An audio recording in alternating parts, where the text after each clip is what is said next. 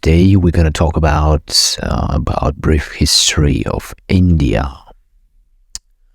So, what is the brief history of India? The history of India starts with the existence of India itself as it located in the continent of Asia.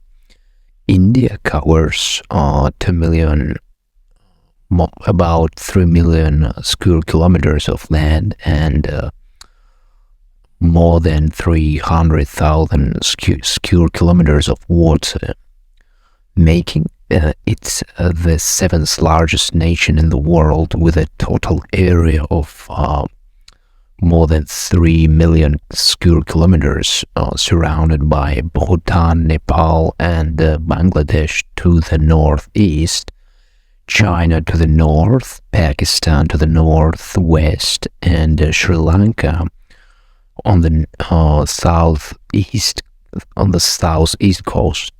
India is a land of ancient civilizations. India's social, economic, and cultural configurations are the products of a long progress of regional expansion. Indian history begins with the birth of the Indus Valley civilization and the coming of the Aryans.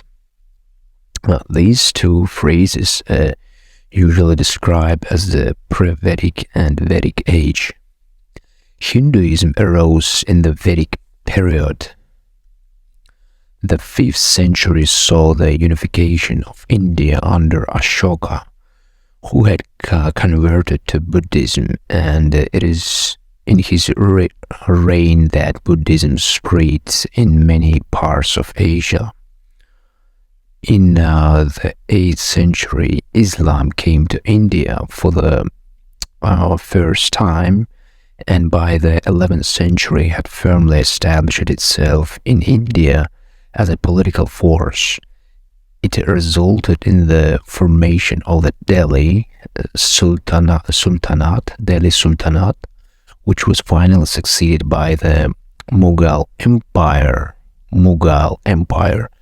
under which India once again achieved a large measure of political unity. It was in the 17th century that the Europeans came to India.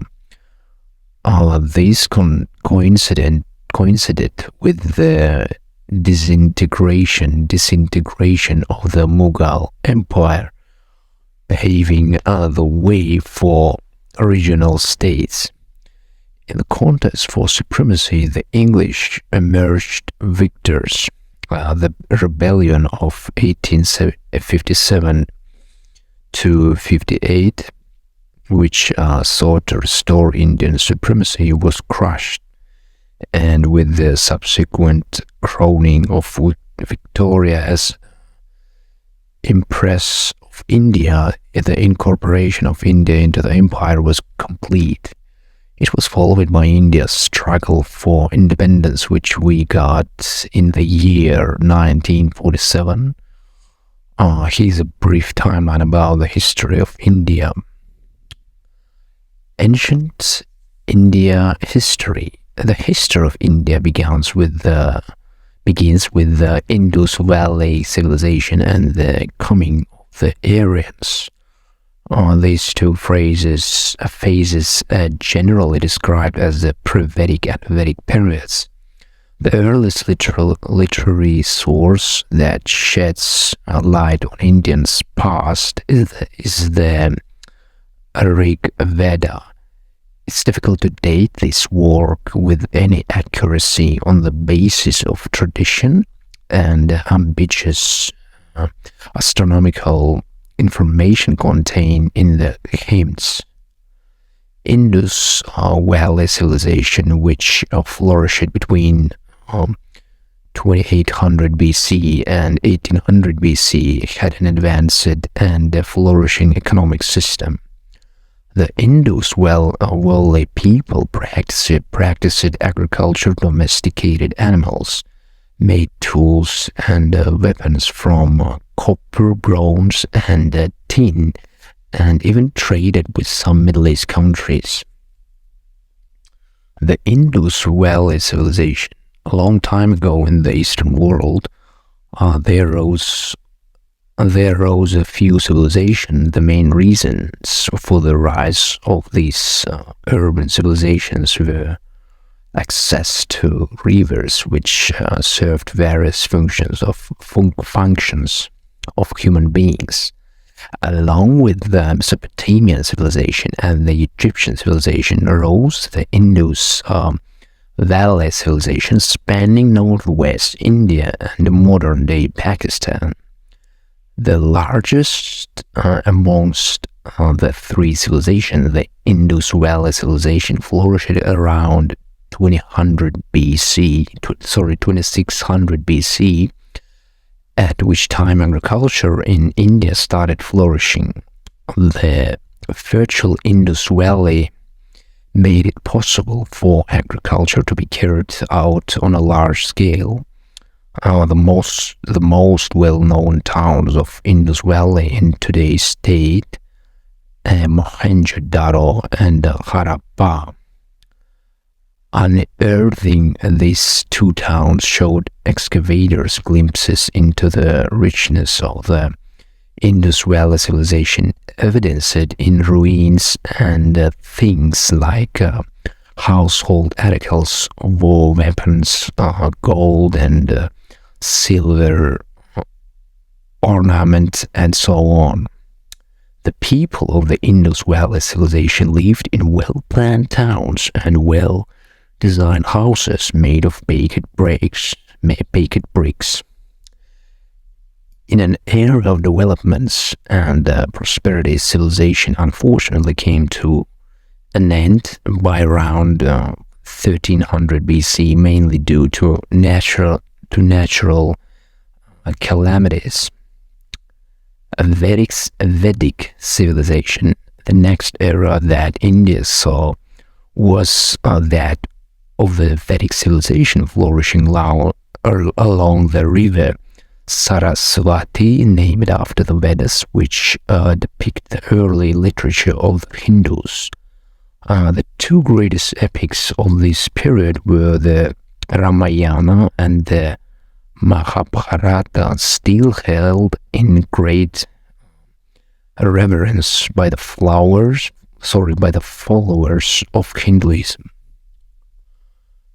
Buddhist era. The next came the Buddhist era during the time of Mahajanapadas, which were the 16 great powers during the 7th and 6th centuries BC.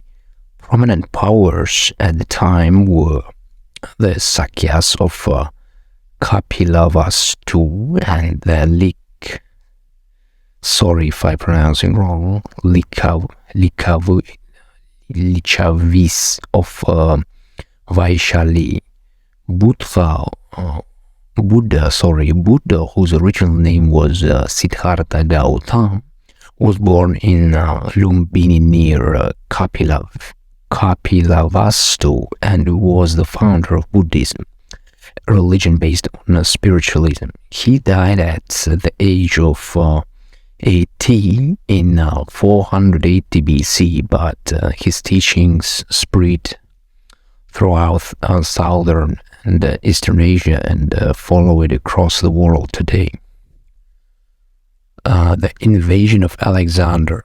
When Alexander invaded India in 326 BC, he crossed the Indus River and defeated the Indian rulers in battle.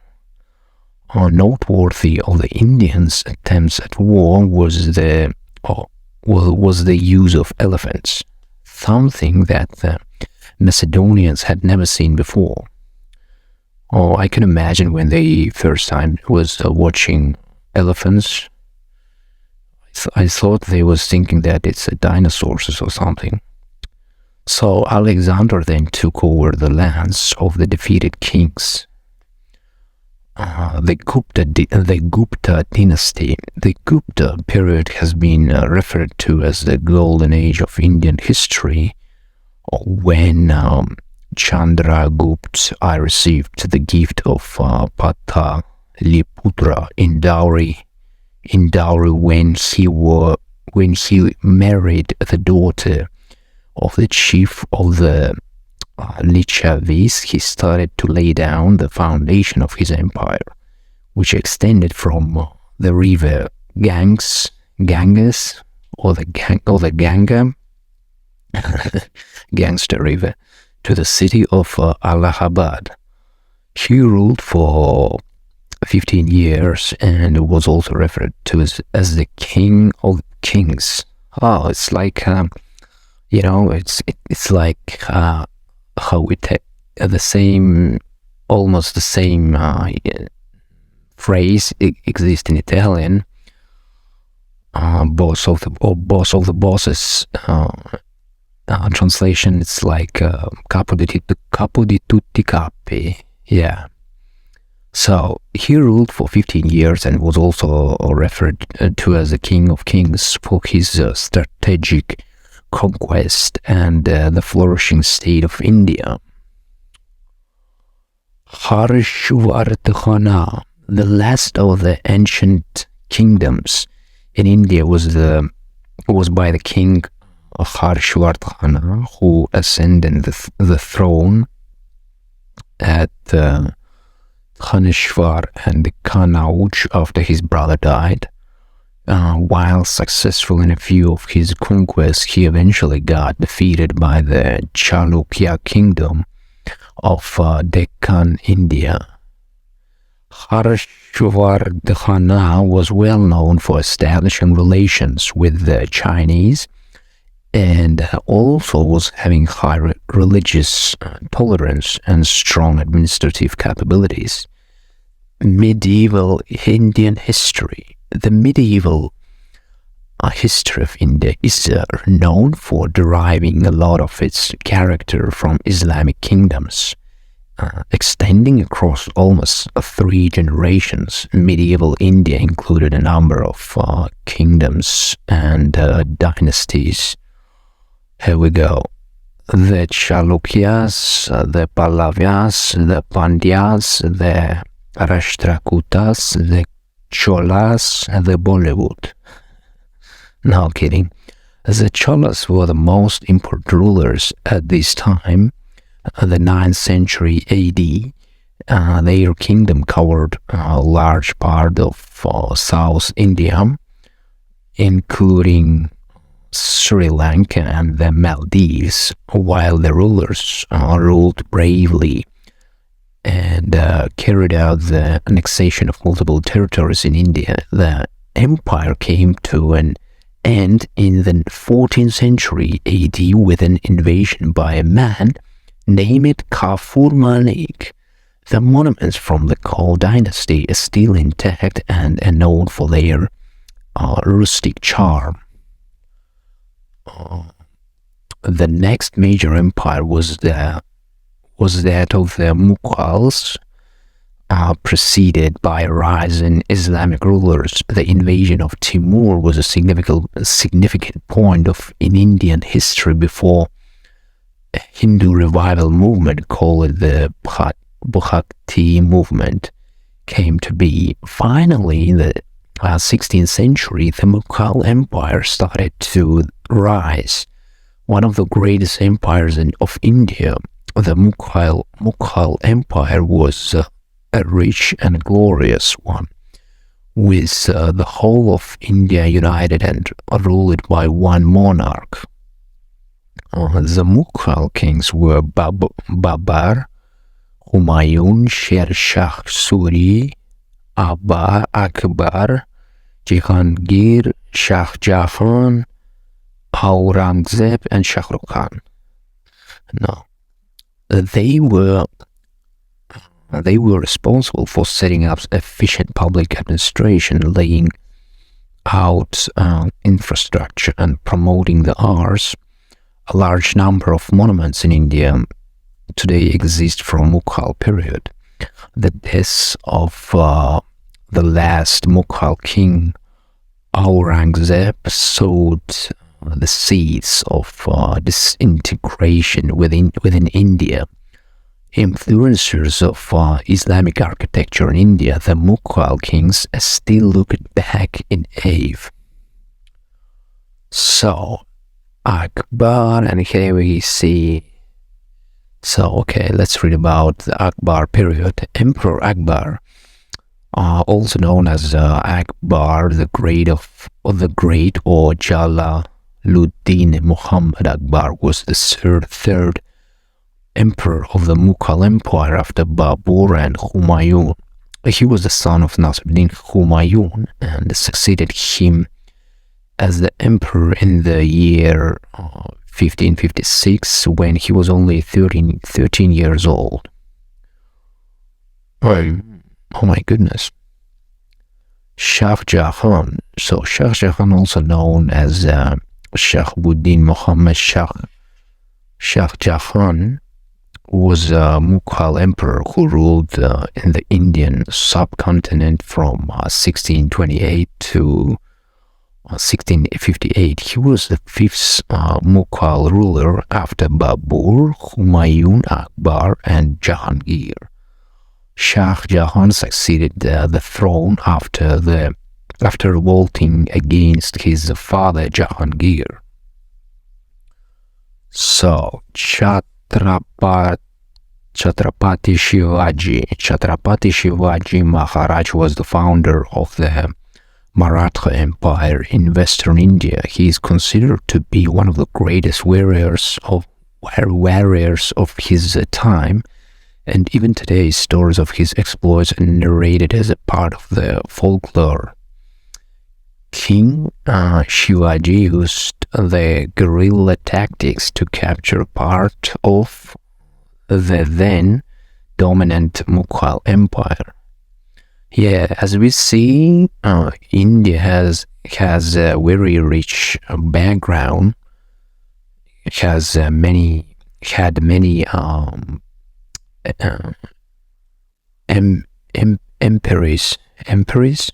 empires. Sorry.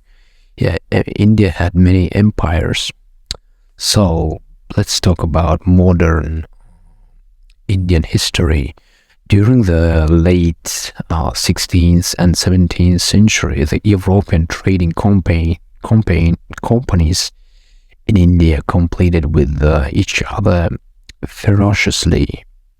By the last quarter of the 18th century, the English had outdone all others and established themselves as a dominant power in India. The British administered India for a period of about 2 centuries. Oh my God, it's a very fucking long period of time. 200 years. So, the British administered India for a period of about 2 centuries and brought about revolutionary changes in the social, political, and economic life of the country.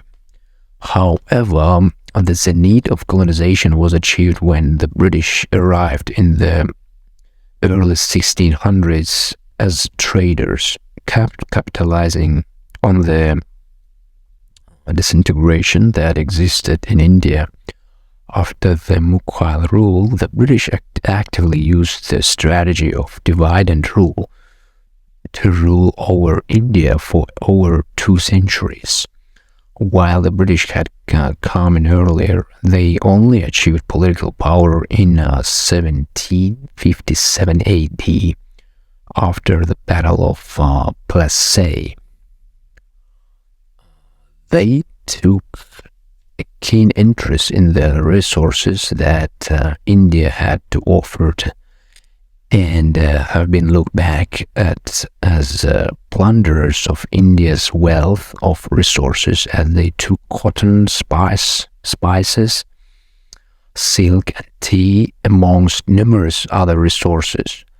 While they did lay out a massive chunk of India's infrastructure by also bringing the Indians steam engines, it is seldom looked back at as an equal relationship. The British Raj was divisive and pit Indians against one another on the basis of religion, and also mistreated the laborers.